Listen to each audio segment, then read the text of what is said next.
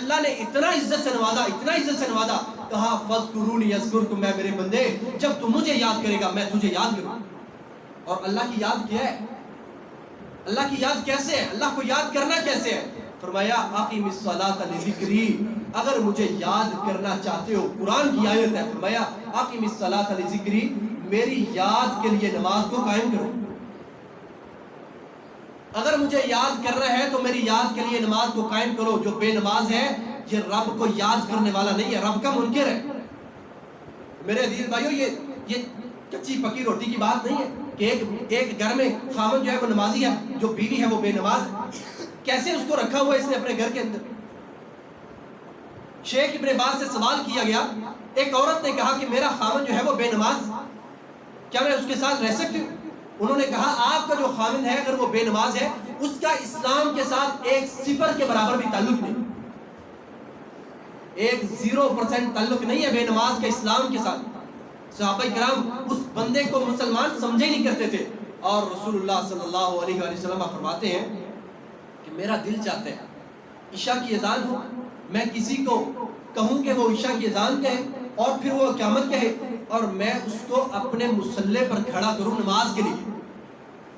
فرما کر رہے ہیں رسول اللہ صلی اللہ علیہ وآلہ وسلم کہ میں کسی کو اپنی جگہ پر کھڑا کروں نماز کے لیے، اور فرمایا میں ان لوگوں کے گھروں کی طرف جاؤں جو اذان کو سن کر نماز کے لیے آئے نہیں ہیں، اذان کو سنا ہے نماز کے لیے آئے نہیں ہیں. فرمایا فَأُحَرِّقُ عَلَيْهِمْ بُيُوتَهُمْ، میں ان کو ان کے گھروں سمیت آگ لگا کر جلا دوں، ان کو ان کے گھروں سمیت آگ لگا کر جلا دوں. جو اذان، وہ بے نماز تو نہیں تھے، ان کی بستی میں کوئی بے نماز تو نہیں تھا.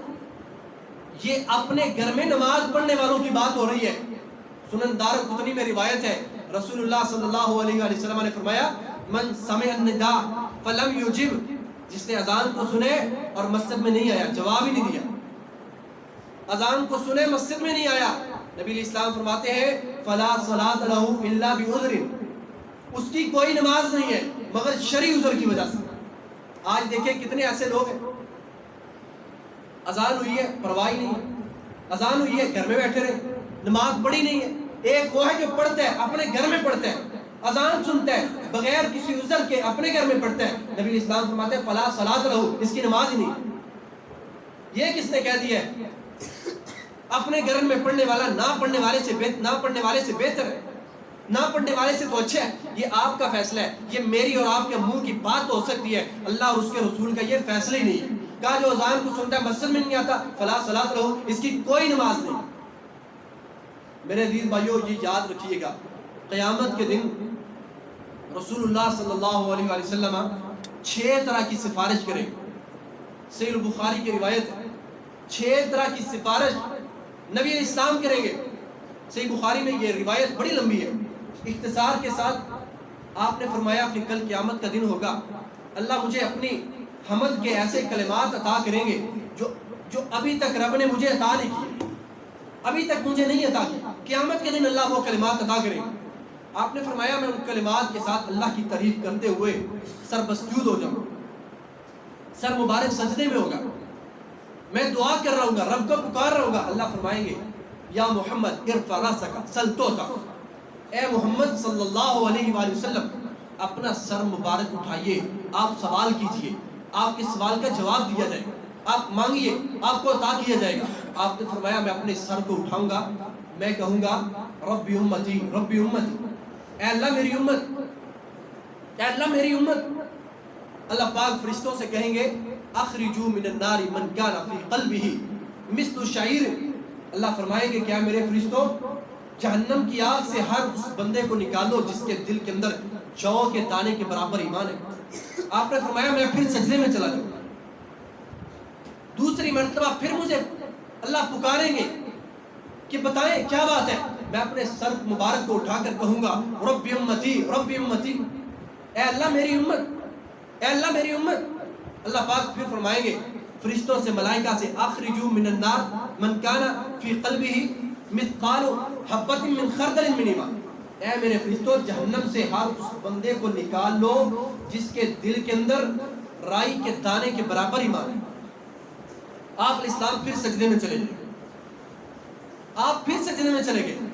پھر رب نے پوچھا ہے بتائیں آپ کو کیا چاہیے، آپ پھر فرمائیں گے رب امتی رب امتی، اے اللہ میری امت، اے اللہ میری امت.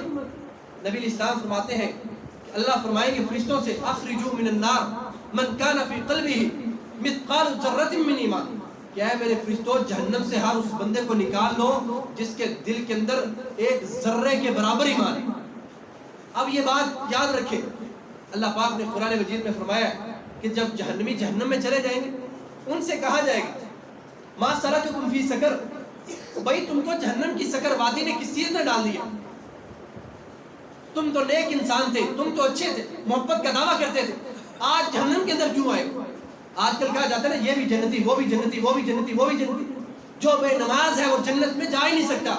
اللہ قرآن میں فرماتے ہیں کہ جنتی اور جہنمی ایک دوسرے سے سوال کریں گے ما سلککم فی سقر، جہنم کی سقر وادی میں آئے کیوں، کس چیز نے ڈالا؟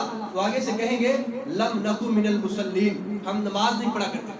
انہی آیات کے آخر پہ اللہ نے فرمایا جو نمازی نہیں تھا فما تنفعهم شفاعت الشافعین، سب سے بڑی سفارش میرے حبیب کی ہے کل قیامت کے دن، مگر جو بے نماز ہے اس کے لیے رسول اللہ کی سفارش جائز ہی نہیں. کہا اس کے لیے اللہ کے رسول کی سفارش جائز ہی نہیں، جو بے نماز کوئی سفارش ہی نہیں ہے اس کے لیے. فما تنفعهم شفاعت الشافعین، کہ جو بندہ بے نماز ہے اللہ رب العالمین کے ہاں اس کا ایمان جو ہے وہ ایک ذرے کے برابر معتبر ہی نہیں. جو بندہ بے نماز ایک ذرے کے برابر اس کا ایمان اللہ کے ہاں معتبر نہیں. میرے عزیز بھائیو، علماء نے تو بیان کیا ہے، انہوں نے کہا ہے کہ آپ قربانی کرتے ہیں، آپ قربانی کرتے ہیں، آپ کسی چیز میں حصہ ڈالتے ہیں، اگر حصے داروں میں سے اگر ایک بندہ ایسا ہے جو بے نماز ہے، علماء نے لکھا ہے کہ ساری کی ساری قربانی ضائع چلی جائے. بے نماز کو شریک کیوں کیا؟ امام احمد بن حنبل رحمہ اللہ جنہوں نے ساری کی ساری زندگی اسلام کے لیے وقف کی ہے، ساری کی ساری زندگی قرآن و سنت کے لیے وقف کی ہے، امام احمد بن حنبل رحمہ اللہ وہ تھے کہ ان کی موت کے وقت شیطان آیا، اس نے کہا کہ واحد تو بندہ ہے جس پر آج تک میرا بس ہی نہیں چلا، آج تک میں تجھے برگلا ہی نہیں سکا. امام احمد بن حنبل رحمہ اللہ کہتے ہیں کہ جو بندہ بے نماز ہے اگر وہ مر جاتا ہے اسے مسلمانوں کے قبرستان میں دفن ہی نہیں کرتا. اتنا منحوس انسان ہے، یہ مر جاتا ہے دنیا سے چلا جاتا ہے، اس کا جنازہ ہی نہیں. امام احمد نے لکھا ہے، امام احمد بن حنبل رحمہ اللہ نے لکھا ہے کہ جو بندہ بے نماز دنیا سے چلا جاتا ہے لا یجوز لہ الاستغفار، ایسے بندے کے لیے بخشش کی دعا کرنا جائز ہی نہیں. میرے عزیز بھائیو سوچیں تو صحیح ذرا ہمارے گھروں کے اندر کیا حالت ہے. نبی اسلام فرماتے ہیں ایک ہے انسان خود نماز پڑھتا ہے اپنے بچوں کو نہیں پڑھاتا، بچہ ٹیوشن نہ جائے، بچہ اسکول نہ جائے، تمہیں تکلیف ہوتی ہے، وہی بچہ اگر نماز نہ پڑھے تمہیں تکلیف نہیں ہوتی. ایسا ایمان اللہ کو قابل قبول ہی نہیں.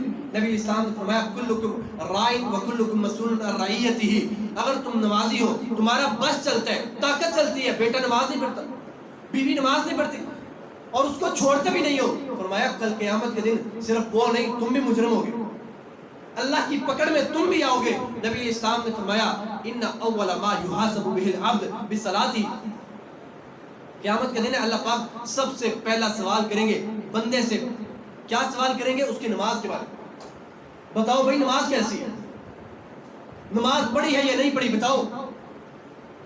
میرے عزیز بھائیو سوچیں تو صحیح، قیامت کا پہلا سوال. اور ہماری تیاری دیکھیں جی، پڑھیں گے نماز سستی ہو جاتی ہے، پڑھیں گے نماز آج سے شروع کریں گے، کل سے شروع کریں گے، پڑھیں گے انشاءاللہ، کیوں نہیں پڑھیں گے.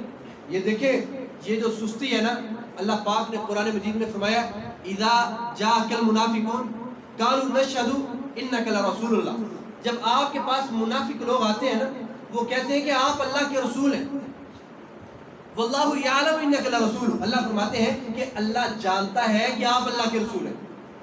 واللہ یشہد ان المنافقین لکاذبون، اور اللہ اس بات کی گواہی دیتا ہے کہ یہ جو کہتے ہیں نا کہ آپ اللہ کے سچے رسول ہیں، اللہ اس بات کی گواہی دیتا ہے کہ یہ بندے جھوٹے ہیں.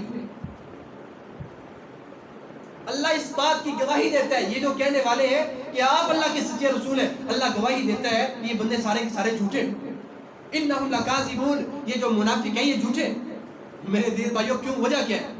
زبان سے تو اقرار کرتے ہیں مگر عمل سے نظر نہیں آتا. آج کا مسلمان زبان سے کلمہ کا اقرار کرتا ہے, توحید کا اقرار کرتا ہے, رسالت کا اقرار کرتا ہے, مگر عمل کی باری آتی ہے تو نماز چھوڑ دیتا ہے. بتائیں تو صحیح ہماری مجبوری کیا مجبوری ہے؟ اس دنیا کے اندر سب سے زیادہ جو بڑا کام تھا وہ جہاد فی سبیل اللہ کا, جس کے بارے میں اللہ تعالیٰ نے فرمایا اجعلتم سقایۃ الحاج و امارۃ المسجد الحرام, کیا حاجیوں کو پانی پلانا, ستو پلانا, مسجد حرام روئے زمین پر اللہ کا سب سے پہلا گھر ہے, اس کو آباد کرنا, کیا جہاد فی سبیل اللہ سے بڑا عمل ہے؟ کیا آپ نے کیا سمجھ لی ہے کہ مسجد حرام کو آباد کرنا, حاجیوں کو پانی پلانا یہ جہاد فی سبیل اللہ سے بڑا عمل ہے؟ ہرگز بڑا عمل نہیں ہے میرے عزیز بھائیوں. مگر اللہ پاک نے دوسرے مقام پہ کیا فرمایا؟ فرمایا اے میرے نبی, جب آپ میدان جنگ کے اندر, میدان جہاد کے اندر ہو, مارکا جاری ہو, تیر و تلوار کی دمسان کی جنگ ہو رہی ہے, فرمایا جب صحابہ کرام دشمن سے لڑ رہے ہیں, وہ ان کی طرف یہ ان کی طرف, آپس میں جنگ جاری ہے, فرمایا ہے نماز کو پھر بھی نہیں چھوڑنا. مجھے کیسے چھٹی مل گئی, آپ کے لیے کیسے اجازت ہے؟ ہم اپنے گھر میں بیٹھے ہوئے, نماز وقت گزر گیا کوئی پرواہ نہیں, آفس میں بیٹھے ہوئے نماز کا وقت گزر گیا کوئی پرواہ نہیں, گپے مار رہے نماز کا وقت گزر گیا کوئی پرواہ نہیں ہے. اللہ پاک نے تو اپنے نبی اسلام سے فرمایا ہے کہ آپ اگر میدان جنگ کے اندر ہیں تو نماز نہیں چھوڑ سکتے. فرمایا ایک رکعت پڑھ لے, نماز کی معافی نہیں ہے. اگر آپ 100 لوگ ہیں, ایک جماعت ہے, آدھی جماعت کفار کا مقابلہ کرے گی, آدھی جماعت نماز پڑھے گی. میرے عزیز بھائیوں ہمیں کیسے رخصت مل جاتی ہے؟ علماء نے لکھا ہے, شیخ ابن باز رحمہ اللہ نے لکھا ہے, انہوں نے کہا ہے, ان سے سوال کیا گیا تھا کہ ایک بندہ ہے وہ دین کا مذاق اڑاتا ہے, ایک بندہ ہے نماز پڑھنے والوں کا مذاق اڑاتا ہے, ایک بندہ ہے وہ بے نماز ہے. 3 طرح کے لوگ ہیں, ایک دین کا مذاق اڑاتا ہے, ایک دین والوں کا مذاق اڑاتا ہے, اور ایک بے نماز ہے. ان سے پوچھا گیا کیا ان کے ساتھ دوستی رکھنی جائز ہے؟ انہوں نے کہا ان کے ساتھ دوستی رکھنی تو دور کی بات ہے, ان کے لیے اپنے دل کے اندر بغض رکھنا چاہیے. یہ اللہ کا بندہ ہو کر اسے سجدہ نہیں کرتا, یہ اللہ کے آگے جھک نہیں سکتا. نبی صلی اللہ علیہ وآلہ وسلم کے پاس طائف کا سردار آتا ہے, طائف کا سردار آ کر کہنے لگا کہ یا رسول اللہ میں اسلام کو قبول کرتا ہوں, نماز کی چھٹی دے دینا, نماز نہیں پڑھ سکتا. آپ نے فرمایا لا خیر فی دین لمن لا رکوع فی, جس دین کے اندر رکوع نہیں ہے, جھکنا نہیں ہے, سجدہ نہیں ہے, وہ اس دین کے اندر خیر ہی نہیں ہے, بھلائی نہیں ہے, تیرے اسلام کی ضرورت ہی نہیں ہے. اگر تو نے نماز نہیں پڑھنی تیرے اسلام کی ضرورت ہی نہیں ہے. اور آج مجھے اور آپ کو کیسے اجازت مل گئی؟ میرے عزیز بھائیوں اپنی اصلاح کریں, یہ رمضان آ رہا ہے, اگر ہم نمازی نہ ہوئے, اگر ہم 5 وقت کے نمازی نہ ہوئے, اللہ کی قسم ناکام ہو جائیں گے, نامراد ہو جائیں گے, خسارہ اٹھانے والوں میں سے ہو جائیں گے, جہنم کے راستے پہ چلنے والوں میں سے ہو جائیں گے. پہلی سیڑھی ہے اسلام کی, توحید کے بعد, رسالت کے بعد پہلی سیڑھی ہے نماز. نماز رسول اللہ صلی اللہ علیہ وآلہ وسلم دنیا سے جا رہے ہیں, آپ نے فرمایا الصلاۃ وما ملکت ایمانکم, لوگوں نماز کا خیال رکھنا. اور علماء نے لکھا ہے آج کل اتنی بڑی خطا ہو جاتی ہے انسان سے, اللہ کی قسم دیکھے لوگ جرم کتنا بڑا کرتے ہیں. علماء نے لکھا ہے جو بندہ بے نماز ہے, نماز نہیں پڑھتا, اپنی بیٹی کا رشتہ اسے دینا حرام ہے. اپنی بیٹی کا رشتہ بے نماز کو دینا حرام ہے, بالکل حرام ہے. ضمیر کیسے گوارا کرتا ہے؟ کیا چیز دیکھی جاتی ہے؟ اللہ سے جتنا کوئی دور چلا جاتا ہے اتنا بے حس ہو جاتا ہے, بے ضمیر ہو جاتا ہے. دیکھیں ہمارے ملک کے اندر کس طرح کے واقعات پیش آ رہے ہیں. وجہ کیا ہے کہ انسان نے اللہ کی قرب کو چھوڑ دیا ہے. نبی صلی اللہ علیہ وسلم کے پاس ایک صحابی آئے, آ کر کہنے لگے یا رسول اللہ فلاں بندہ جو ہے وہ نماز بھی پڑھتا ہے اور گناہ بھی کرتا ہے. اور اس نے کہا اللہ کے رسول وہ یہ والا گناہ کا کام کرتا ہے اور نماز بھی پڑھتا ہے. آپ نے فرمایا ان قریب اس کی نماز اس کو برائی سے روک دے گی, ان قریب اس کی نماز اس کو برائی سے روک دے گی. تو جو نماز پڑھتے ہی نہیں ہے, میرے دیر بھائیوں یاد رکھیے گا, یہ ہماری اکثریت جو ظلم کرتی ہے, اللہ کی قسم نمازی سے اپنا رشتہ قائم کر لے, اگرچہ وہ غریب ہے, اگرچہ وہ غریب ہے, اگرچہ وہ غریب ہے, اس کے پاس کچھ نہیں ہے. جس کے پاس نماز ہے اس کے پاس اور کیا کچھ نہیں. بے نمازی کے ساتھ اپنے تعلق قائم کرنے, بے نمازیوں کو اپنے رشتے دینے, رشتہ داریاں قائم کرنی، یہ کس طرح کا اسلام جس کے بارے میں اہل اسلام نے لکھا، قربانیاں دینے والوں نے لکھا کہ ایسے بندے کو مسلمانوں کی قبرستان کے اندر مرنے کے بعد جگہ نہیں دینی چاہیے۔ اللہ تعالیٰ سے دعا ہے اللہ تعالیٰ ہمیں 5 وقت کا نمازی بنائے۔ میرے عزیز بھائیو دعا کیا کرے، اللہ کی توفیق کے بغیر نہیں ہے، اللہ سے دعا کیا کرے اللہ ہمیں 5 وقت کا نمازی بنائے، 2 3 4 کی نہیں، اللہ تعالیٰ